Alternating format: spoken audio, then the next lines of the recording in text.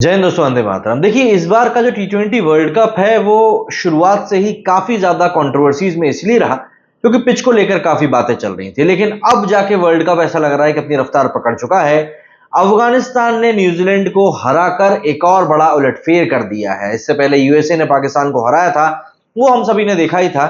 लेकिन अब यहां पर ऐसा लग रहा है कि अफगानिस्तान ने एक बार फिर से अपनी ताकतों को प्रूव किया है, जो हमने 50 ओवर के वर्ल्ड कप में भी देखी थी, जहां पर कि उन्होंने 4 बड़ी टीमों को अपने मैचेस हराए थे, जिनमें पाकिस्तान शामिल थी। और ऑस्ट्रेलिया बस यूं समझ लीजिए कि हारते हारते रह गई थी। और यहां पर अफगानिस्तान ने अब जो परफॉर्मेंस न्यूजीलैंड के सामने दी है, उसके बाद तो ऐसा लग रहा है कि ये टीम काफी दूर तक जाने वाली है। दरअसल अफगानिस्तान वैसे भी अपनी टी20 में अलग ही ताकतों के लिए जानी जाती है। उनके पास ऐसे बैट्समैन हैं जो कि कम समय में ज्यादा बर्स्ट के साथ में रन बना सकते हैं, और कल भी ऐसा ही कुछ हुआ है। अपार्ट फ्रॉम दैट, अगर हम बॉलिंग की बात करें तो भाई, जब कप्तान ही राशिद खान हो तो स्पिन तो डोमिनेट करेगी। राशिद खान ने कल 4 विकेट निकाले। एंड सबसे बुरी बात यहां पर मुझको बस ये लगी कि न्यूजीलैंड जैसी बड़ी टीम अफगानिस्तान के सामने कल चोक कर गई और 80 से भी नीचे के स्कोर के ऊपर आउट हो गई। ये वर्ल्ड कप में या न्यूजीलैंड की किसी भी तौर पर सबसे बड़ी हार है टी20 में। एंड सबसे बड़ी बात, वर्ल्ड कप में वो पहली, मतलब इंटरनेशनल क्रिकेट में 5 मुकाबले अभी तक इन्होंने अफगानिस्तान के खिलाफ खेले हैं, और ये पहली बार है जब ये लोग अफगानिस्तान के सामने हारे हैं। देखिए, अफगानिस्तान दरअसल अब उन टीमों में से बची नहीं है जो कि लिवर लिवर करे, बल्कि अब ये काफी स्ट्रांग टीम हो चुकी है। इनके जो प्लेयर्स हैं अफगानिस्तान के, वो दुनिया भर की अलग अलग लीग्स में जाकर खेलते हैं। तो इवेंचुअली वहां से जो रिजल्ट निकलने की जो पॉसिबिलिटीज है ना, मतलब इनके प्लेयर्स के जो प्लेइंग कंडीशंस हैं वो काफी हद तक सुधर रही हैं। और दुनिया तरीन के प्लेयर्स के साथ में खेलने के कारण इनका एक्सपीरियंस भी बढ़ता जा रहा है। अगर हम लोग इनके स्कोर कार्ड की बात करें तो देखिए, इनकी तरफ से गुरबाज और इब्राहिम जरदान, इन दोनों ने ही शानदार बल्लेबाजी करी। जहां गुरबाज ने 80 रन ठोके और बहुत बेहतरीन बनाए। 56 बॉल्स में 80 रन बनाए। 142 का स्ट्राइक रेट रहा, जिसमें 5 छक्के थे और 5 चौके शामिल थे। एक नंबर इनिंग खेली बंदे ने। हालांकि इनके अलावा सिर्फ अजमतुल्लाह ही 22 रन बना सके, और बाकी सब बिल्कुल आयाराम गयाराम हो गए। मतलब आप यूं समझ लीजिए कि 156 के ऊपर इनका चौथा विकेट गिरा, फिर पांचवा भी गिर गया, फिर छठवा भी गिर गया। 158 तक होते होते इनके ओवर भी खत्म हो गए, तो इनके 6 विकेट भी गिर गए। लेकिन एक स्कोर ठीक ठाक बना दिया था अपने ओपनर्स के कारण, और एक बढ़िया स्कोर बना दिया था। बल्कि मैं तो ये कहूंगा ठीक ठाक भी क्या, अच्छा ही स्कोर था। 100 रन की पार्टनरशिप तक इनकी ओपनिंग विकेट के लिए हो गई। इसके अलावा अगर मैं बात करूं न्यूजीलैंड की बैटिंग की, तो इनकी तरफ से ग्लेन फिलिप्स ने बस थोड़े 18 रन बनाए। बाकी मैट हेनरी ने 12 बनाए। उसके अलावा तो कोई बैट्समैन दहाई के आंकड़े को भी नहीं छू सका। और यही कारण रहा कि माइटी अफगानिस्तान के सामने ये लोग 84 रन से हार गए।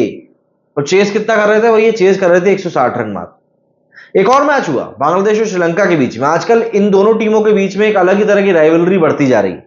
एक ऐसी राइवलरी बढ़ती जा रही है जिसको कि देखने के बाद में लगता है कि यार, ये दोनों कब आपस में इतना लड़ने लग गए।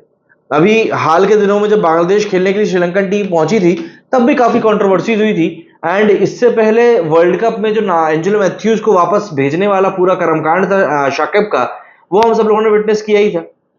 ऐसे में श्रीलंका की टीम का बांग्लादेश के सामने हारना कहीं ना कहीं श्रीलंका के फैंस को काफी ज्यादा चुभने वाला है। ये बात आप ध्यान रखिएगा, क्योंकि क्रिकेट की दुनिया में, स्पेशली जब हम इंडियन सब कॉन्टिनेंट की बात करते हैं, क्रिकेट को लेकर लोग कुछ ज्यादा ही भावुक हो जाते हैं। और ये मैच आप कह सकते हैं कि लो स्कोरिंग रहा। लेकिन लो स्कोरिंग होने के बावजूद भी ये मैच इतना कांटे के टक्कर का रहा ना, कि 17वें ओवर तक तो ऐसा लग रहा था कि भैया श्रीलंका ही जीतने वाली।